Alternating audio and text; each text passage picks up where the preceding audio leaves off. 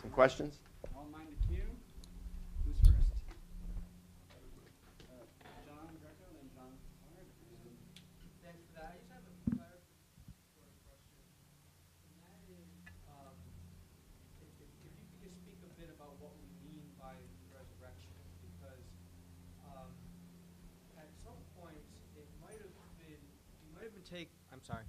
So at some points, what you might have been taken to be thinking that the resurrection is basically that a physical corpse that was dead for a while now comes back to life, and now you continue to be a physical corpse and sort of act like physical corpse used to act.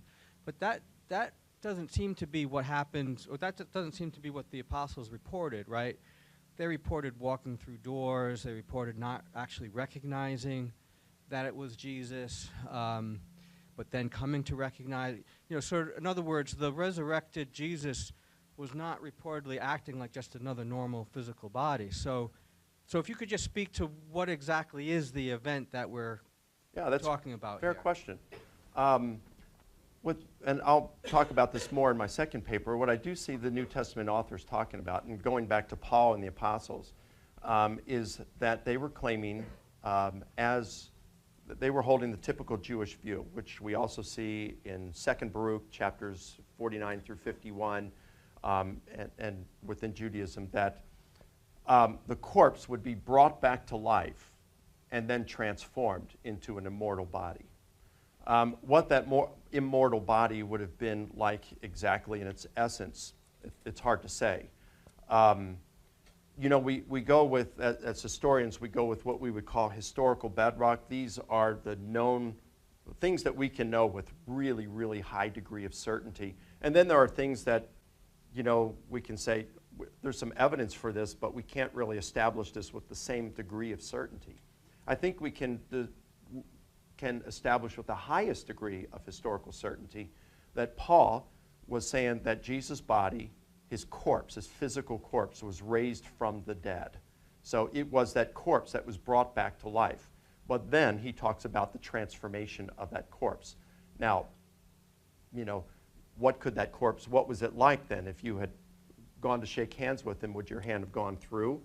Or would it have bumped up against it? Well, the Gospels talk about it being something that Jesus could eat, he could be touched, but yet it could also transform, be of such a nature where it could go through doors. It could appear and disappear at will, like we find in Luke 24 with the appearance to the Emmaus disciples.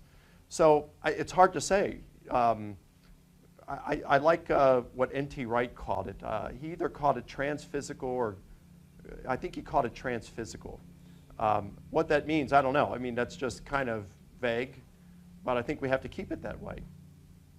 Does that make sense? In 2 Baruch 49 to 51, chapters 49 through 51, these are very short chapters. I mean, really short chapters, shorter than a psalm. And in chapter 49, it says, "How will the dead be raised?" Chapter 50, "The earth will return the dead in the same form at which it received them."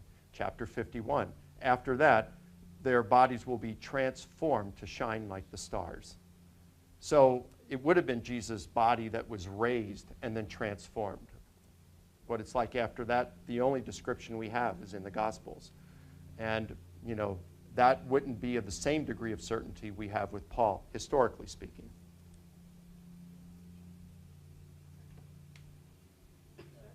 I'm sorry, Tony. Hi, thanks. I had a quick question about when you mentioned identifying miracles. I'm wondering maybe if you can go back to the slide. I've already forgotten what it said. And on identifying a miracle, Yep. Point B, the event occurs in a context charged with religious significance. Maybe you said this, but is there a reason why that needs to be the case? Or, maybe you could say a bit more about that. Well, if we didn't have that, then we go back to the guy, the blind guy, who he and his wife are sitting there and having lunch, and he's born blind, never saw, and he just gets a sight for some unknown reason. Is that a miracle? It's hard to determine, right? Because there's no context in which to place it. So it's just easier to identify. It's not necessary that. It's not necessary for it to be a miracle. I mean, again, I could pray and have a simple answer to prayer, and that you could define that as a miracle. And again, there's various definitions of miracle. Evan could give us a different one, and I'd be fine with that. I'm just trying to set up something to just make it, easy for conversation in this one. Josh. So I really enjoyed the presentation. So I have a worry and then a question. I have a worry about selection effect. There is medication if the worry is too much. Thank you.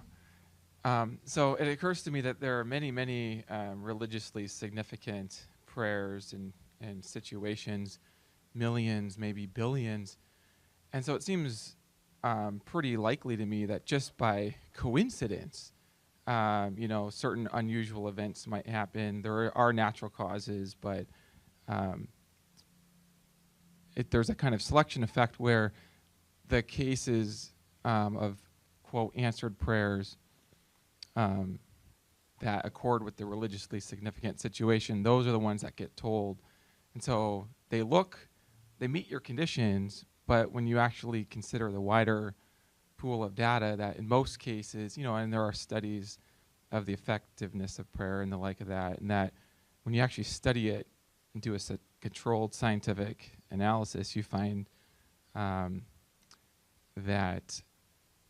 there's a selection effect problem. So I guess that's the worry. And then the worry relates to a question, which I should let Evan speak for himself, but I imagine that what he's probably thinking is, we don't just have evidence that this is how things go when they're left to themselves. We also have evidence that things are left to themselves. And that any sort of alleged counter evidence, it's you investigate it and you see that it doesn't go through. Maybe that's where the debate will end up, is this kind of empirical question. Have to look at the evidence. But let me address those so far, because you're getting me deep in there now. So that's basically my question, is how do you overcome the selection effect worry in a way that can address? There are, I think, evidence. There are a lot of different, do I need to be speaking into this thing? No, Which one's recording? They both are. Oh, okay. So if we're talking about selection, there's no question there's going to be a whole lot of different claims out there in terms of miracles. And some are going to have a lot better evidence than others. I mean, when I was selecting these three, I just had tons of them to choose from my own personal experience. I could tell one where there was this, before I met my wife, I was dating this one girl, and one night, it was about 9 o'clock, and she was ready to go home. We're standing by her car, and she said, "Hey, Mike, would you pray for my mom? She's been feeling sick for several days right now." And I said, "Sure, let's pray for her." So we prayed for her. So let's just say it was 9 o'clock. I don't remember the exact time, but let's say it's 9 o'clock. It took her about 10 minutes to drive home. She walks in the front door, not thinking anything, said, "Hey, Mom, how are you doing?" She said, "Well, it's really weird. I was feeling horrible, as you know. And then about 10 minutes ago, I felt something come over my body, and I felt great. And I'm feeling great. I can't explain it." Well, it's the same time that we were praying for her. You got a whole lot of things like that, of course, Now that, for me, I'm impressed by that. I think that's a miracle in my mind. But I wanted to cite something like Loy Reed, who comes out of his coma, or Don Piper, who comes back from the dead when the guy's praying for him. I think that those are, you might be able to say it's possible that that's a coincidence, but I think that'd be quite ad hoc, and to do that in order to maintain your worldview to do so. So, yeah, you could say that some of these things are going to be coincidence, but the real big ones that we see are going to be a whole lot more than coincidence. The probability, I think, is going to lay on the side of this being a miracle for sure. And I forgot the second half. You said, Evan, you thought he might argue that way, but how would you argue it if you were a skeptic? Because Evan will have a chance. This might lead to a fuller conversation later, but basically we just given our evidence, we don't just have evidence that things go this way when they're not touched by God, but we have evidence that things just are never touched by God. There will be times that I pray and I don't get my prayers answered, right? But that doesn't do anything to say that the time I do pray and they get answered, you still have to explain these extraordinary answers to prayer that I mentioned. And those three aren't the only ones. I could have given so many. I have a friend named Pat Ferguson who had an apparition of the dead appear to her 2:30 one morning. She hadn't seen this girl for several years. and thought she was fine. The next morning she gets up and finds out this girl died at 2:30 in the morning. So she wouldn't have known this otherwise. How do you explain that given naturalism? You can't. How would you explain, would you really opt for coincidence on that? I mean, if you do, then you're weighing in with your worldview, not with the evidence. And bad philosophy corrupts good history.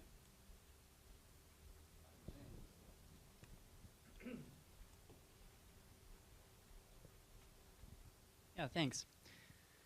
So I guess I'm just kind of wondering a little bit even just about the category of miracle in general, and just wondering if maybe some of the real work should be just sort of done upstream a little bit in thinking about your conception of God and God's relationship to the world. So even just saying things like, you know, kind of things left to themselves, or sort of given sort of natural laws kind of with the universe set up in such a way that it's just kind of going on by itself.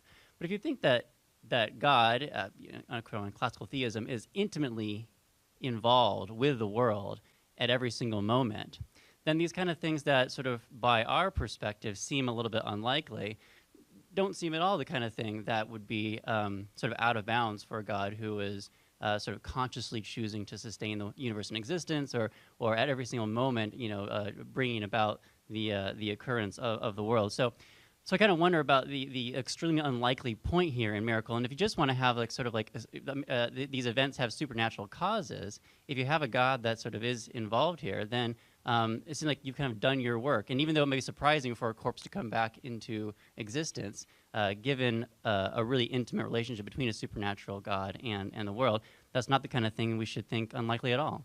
Yeah, I think it's a good point. I think that's a good point. I don't think these things are unlikely. I mean, I've seen stuff, you know, and when you experience these kind of things, you say, well, how can you say it doesn't happen? I know that it happens. I've experienced these things. But as I approach this as a historian, I cannot come to it with any assumptions of theism. I suppose I could if I wanted to, but I'm trying to be as fair and as unbiased as I can when I come to something. It's impossible to be completely unbiased, of course. But I try to be as fair as unbiased, and it's gotten me in trouble with some of my evangelical colleagues, but those on the ultra-right, because I won't presuppose that the Bible is God's word when I come to it as a historian. But I like your point. Oh, John Greco breaking in. Quick, addressing this point. So this point was about your A on the board there. And I took it that the way you meant A was sort of consistent with the point that was being raised. So what A is basically, it's a conditional probability, right? It's the likelihood of an event given something like the natural laws alone, or our best understanding of the natural laws alone, something like that. And then that seems to work fine. So even if you agree with that sort of view of God's relationship to the world, I think what you need is that conditional probability statement in order for you to run your argument. Yeah, like that blind guy, you know, that I mentioned. He's not going to come back, or he's not going to get his eyesight. It's extremely unlikely he's going to get his eyesight given natural law. Is that what you're saying? And I think you mean alone, given natural law alone. Right. Or maybe something like given our best understanding of the natural laws to date alone. Right. Yes. Two things. A really, really quick question that I think you can answer really quickly, and then a more serious one. History, the word history. Do you think that history is whatever happened in the past, or is it the best account historians can make of whatever happened in the past? I mean, I think that's going to affect your Yeah, argument. that's a great question. That is, I found, I think it was 16 definitions of history, Yeah, and yeah. again, that's not exhaustive either. And historians debate over. That's just another one of those essentially contested concepts. okay. That they don't agree on a definition of history. I think, you know, if to give us something that we can at least be on the same page when discussing, I would say history is what happened in the Yeah, okay. past. Aviezer Tucker, who's a philosopher of history, goes with a definition like that. But I mean, it could be certainly more nuanced. But Yeah, I think something like that probably is best for your case. Okay, now what I wanted to say, and I think I can make this brief too, on Hume's balancing argument. One of the things that's always been interesting to me is that the only thing Hume saw on the miracle side was testimony. That's the only thing he thinks even counts. And one can understand that because from Hume's point of view, he died in 1776. Okay, testimony was about all he had on the resurrection side. Okay, or any kind of miracle. On the other hand, that's not the right way of looking at it, so far as I can see.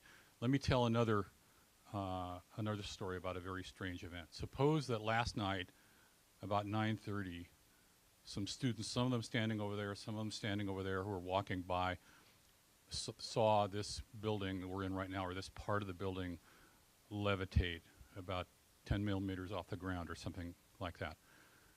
And suppose that we go, okay, well, that was Monday night. This is a Catholic college anyway. It's very unlikely there would be a bunch of drunk students walking around on a Monday night. Okay. Furthermore, we inspect the building and we discover there's a crack all the way around in a building, and a lot of the water pipes are broken, and we discover there were no earthquakes or anything like that. Okay. Now, I know that's not a miracle on your definition, and I don't mean it to be because it's not charged with religious significance, although we could make it that way somehow. But the building levitated and then it came right back down, is what they say. It seems to me obvious that that could happen, where we could rationally get to the point of saying, whoa, so this is really strange, but somehow the building levitated, even though the natural laws are all against that. There's no way we could possibly explain it. It seems to me that it's obvious that that could happen. With the resurrection of Jesus, it's probably true that from our point of view, where we are, all we've got is testimony. But the original apostles, that's not true. They had cracks around the building. I mean, seeing that the tomb was empty and seeing what they took to be Jesus. So I think that, well, I'll just add that as an addendum to a way of evaluating Hume's balancing argument. Appreciate that. Yeah, I just wanted to suggest, I think that something more determinate, than B might be necessary to principally identify miracles, and so I just thought I'd give some examples. So I was thinking that, not to have a downer or anything, but so you're praying for this guy who's in a coma, and then somehow the very moment you're praying, he dies, and everyone in the room dies. You know, that's a context charged with religious experience. Something extremely unlikely occurs, but it's kind of a weird to call Yeah, it I'd a say, miracle. don't pray for me, brother. Yeah, or like somehow like the moment you pray for someone's eyes to be healed, you know, the roof caves in or something, or you know, and there are termites doing it the whole time. And the context is there. It's extremely unlikely. Yeah. So you're saying it could be a coincidence that it's still a natural event.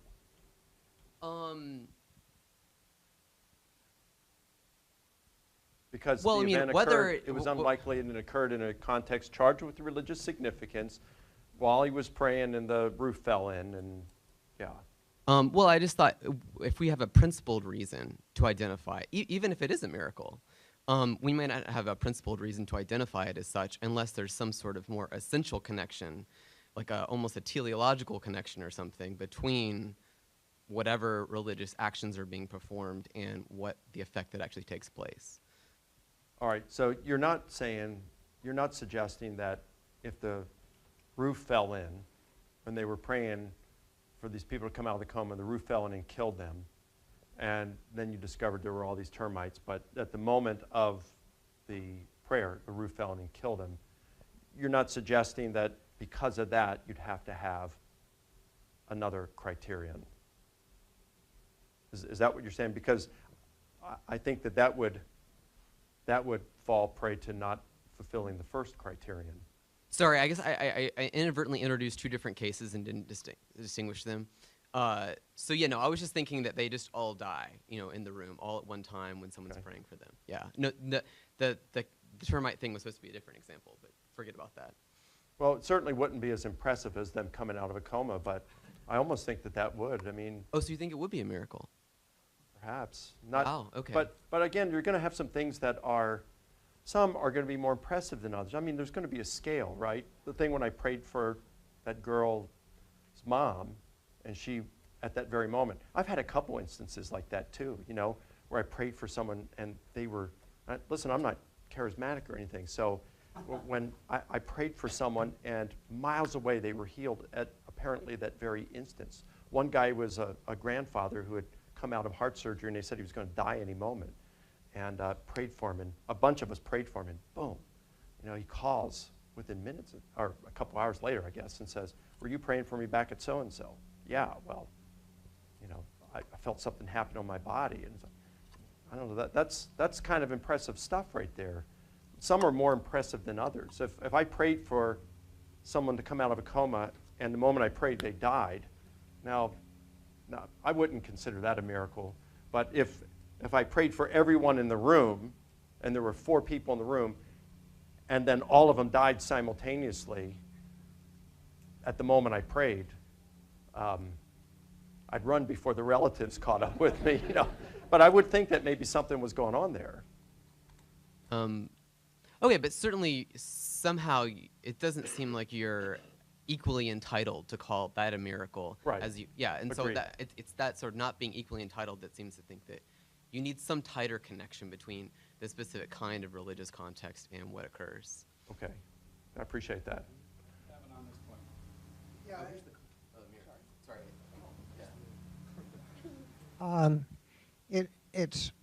it struck me right from the beginning, actually, that that B condition, the work that it is doing is that it affects what you're going to count as the best explanation for what's going on. And so really what's going on is inference to the best explanation, it seems to me. And in the interesting case that was just suggested, right, there's a worry whether the best explanation for what goes on when all these people die instead of getting better could be divine action. An alternative might be satanic action, however, which does raise some interesting questions. Since Satan is a deceiver, he might do things that look like divine action but aren't really. Yeah, good point. And remember, if we're defining miracle as an act by a supernatural agent or having supernatural cause, that would include Satan or demonic forces. Dean tells me I'm next in the queue. So I have what I take to be a friendly a suggestion for your reply to Evan's argument that miracles are metaphysically impossible. So take the principle of conservation of energy. In a closed system, total energy is conserved. You wanted to say, yeah, but with God in the picture, it's not a closed system. The natural reply is going to be, okay, consider this system, God and material objects, or God and the created world. That's the whole system we're talking about now. Energy in the material part went up. Energy in God better have gone down, but that doesn't make any sense because he's an immaterial being. I think the thing to say there is that we don't have any evidence that the principle of conservation of energy applies in a case where the system includes immaterial beings or includes supernatural beings. So the evidence we have is about material beings, and that's, we have evidence to think that you have a closed system of material beings or physical beings, then this principle holds. Just a suggestion. Yeah, I appreciate it. I'd have to think through that one. At one point, Evan does say in his work, he said, hey, you know, if you're going to look at a cause, a creator of the universe or something, just include him as part of the system or something like that. And think, well, how can you do that? If he created the system, he's not part of that system. He's outside of it.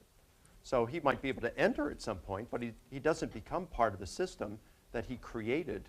He created it, so he is distinct from that system. Well, two things can be distinct, but still be classed mentally in the same category, and that's Okay. all we mean by system here. Okay. Or the same, maybe causally, in the same causal system.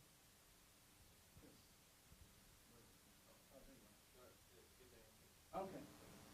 Noel.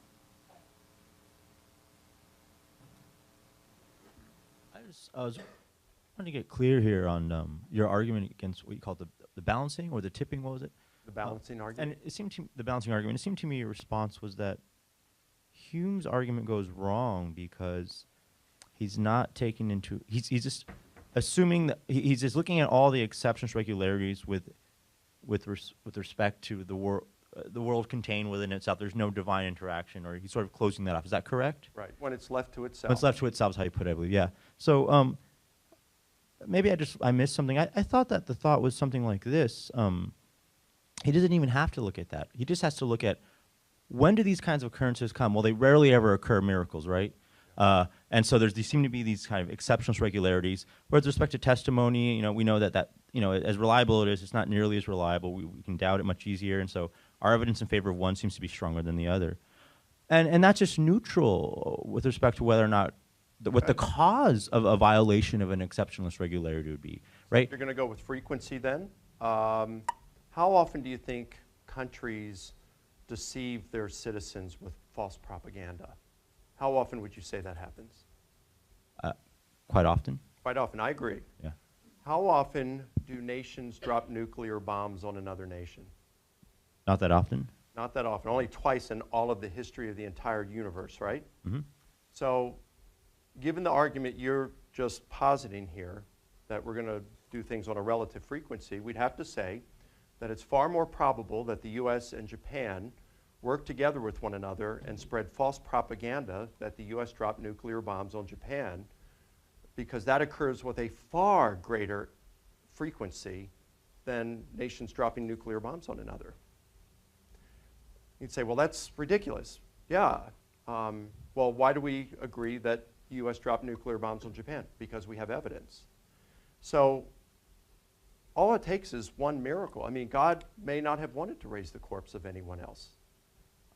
If he had reason to do it in the case of Jesus, it would be a unique event. We can't rule out a unique event simply because it doesn't occur that often.